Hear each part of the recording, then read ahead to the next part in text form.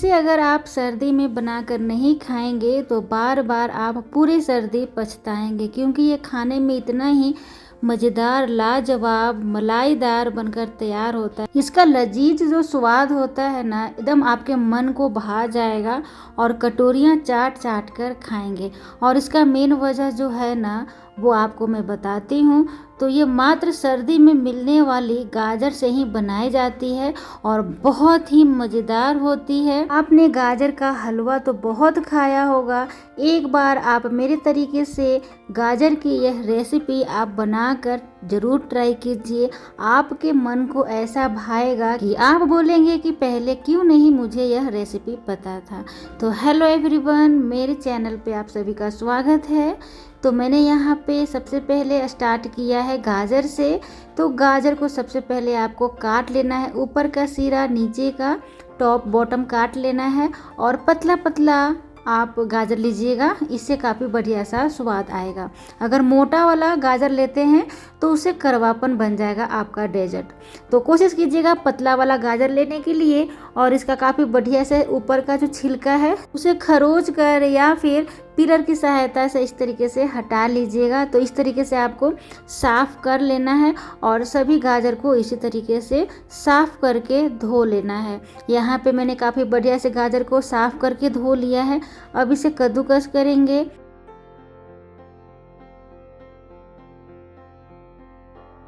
सभी गाजर को मैंने कद्दूकस कर लिया है कुछ इस तरह से, देखिए। तो मैंने सिर्फ 4 गाजर लिया था और अब कद्दूकस किया हुआ गाजर को डाल देंगे कढ़ाई में और अपने मीठा के अनुसार मिश्री या फिर चीनी डालकर थोड़ी देर के लिए भून लीजिएगा, ताकि गाजर का जो कड़वापन हल्का होता है ना, मतलब गाजर जैसा, वो निकल जाए। और बिना घी डाले हुए आपको भून लेना है। काफ़ी बढ़िया से मिश्री जो है वो मेल्ट हो चुका है। तो अब यहाँ पे अपने गाजर के अनुसार 3 कटोरी दूध डालूंगी। और देखिए, हो सकता है कि आपके मतलब डेजर्ट में 4 कटोरी भी दूध लगे, तो आप बेशक आप डाल सकते हैं। तो जैसे जैसे आप इसमें डालना पसंद करते हैं उस अनुसार आप दूध डाल लीजिएगा। और भी यहाँ पे मैंने 2 घंटे के लिए 3 चम्मच चावल को फूलने के लिए डाल दिया था पानी में। तो काफ़ी बढ़िया से ये जो चावल है वो काफ़ी बढ़िया से फूल चुका है। और ये बासमती चावल था। तो सारे फुलाए हुए चावल को मैंने मिक्सी जार में रख दिया है और थोड़ा सा मैंने इसमें पानी भी डाल दिया है।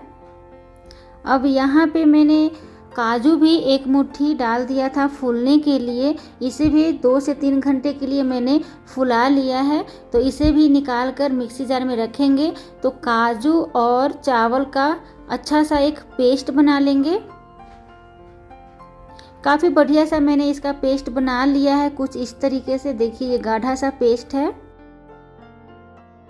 इधर हमारा दूध और गाजर भी काफ़ी बढ़िया से पक रहा है खौलते हुए। और देखिए हमारा गाजर जो है काफ़ी बढ़िया से ये पकना शुरू भी हो चुका है। तो आंच को काफ़ी तेज़ रखिएगा। और यहाँ पे मैंने डाला है आधा से 1 चम्मच इलायची का पाउडर। तो देखिए आप आधा चम्मच भी डाल सकते हैं, 1 चम्मच भी डाल सकते हैं, अपने खुशबू के अनुसार इलायची पाउडर डाल लीजिएगा।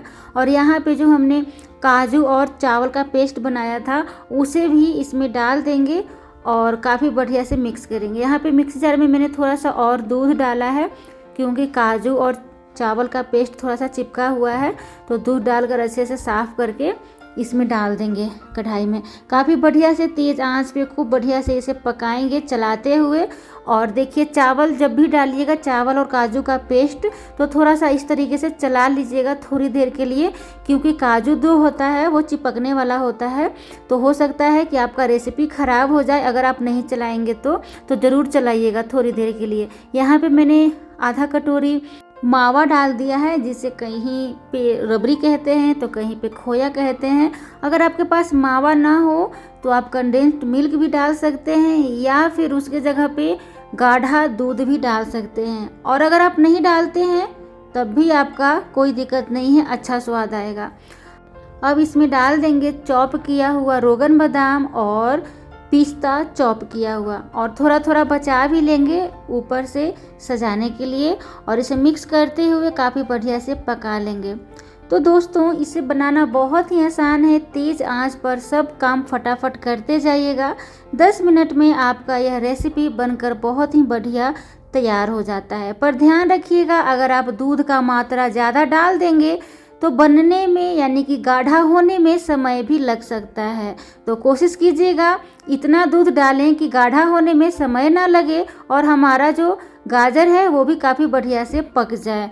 तो हमारा बहुत ही बढ़िया सा गाढ़ा हो गया है गाजर का खीर। तो अब इसे निकालते हैं और देखिए हमारा बहुत ही बढ़िया सा खाने के लिए गाजर का न्यू डेजर्ट कहिए या फिर खीर कहिए बनकर तैयार है। तो दोस्तों अगर आपने इस तरीके से कभी गाजर का खीर बनाकर नहीं खाया है तो ज़रूर खाइए। खाने में बहुत ही स्वादिष्ट होता है और बनाना बहुत ही आसान है। और मेरी रेसिपी पसंद आए तो लाइक सब्सक्राइब शेयर करें।